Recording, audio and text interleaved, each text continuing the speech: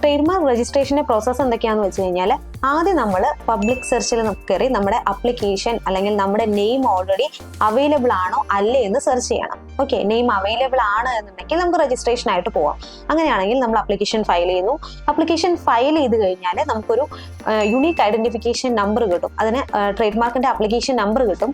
Application number കിട്ടിയ അന്ന് മുതൽ നമുക്ക് എന്ത് ചെയ്യാം, TM ഇട്ടിട്ട് നമുക്ക് ട്രേഡ് മാർക്ക് യൂസ് ചെയ്യാം, നമ്മുടെ നെയിം യൂസ് ചെയ്യാം.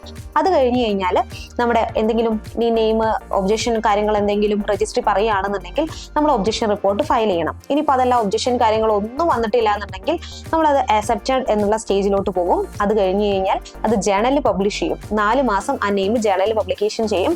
ഇനി ഔട്ട്സൈഡേഴ്സിന് എന്തെങ്കിലും ഓപ്പോസിഷൻസ് ഉണ്ടെങ്കിൽ ഈ 4 മാസത്തിനുള്ളിൽ നമുക്ക് ഓപ്പോസിഷൻ ഫയൽ ചെയ്യാം. ഇനി ഓപ്പോസിഷൻ കാര്യങ്ങൾ ഒന്നും വന്നിട്ടില്ല എന്നുണ്ടെങ്കിൽ നമ്മുടെ അപ്ലിക്കേഷൻ രജിസ്ട്രേഷൻ ആയി കിട്ടും. ഓക്കെ, അപ്പോൾ നമ്മുടെ അപ്ലിക്കേഷൻ രജിസ്റ്റേർഡ് ആയി കഴിഞ്ഞാൽ അന്ന് മുതൽ നമുക്ക് R സിംബൽ യൂസ് ചെയ്യാം.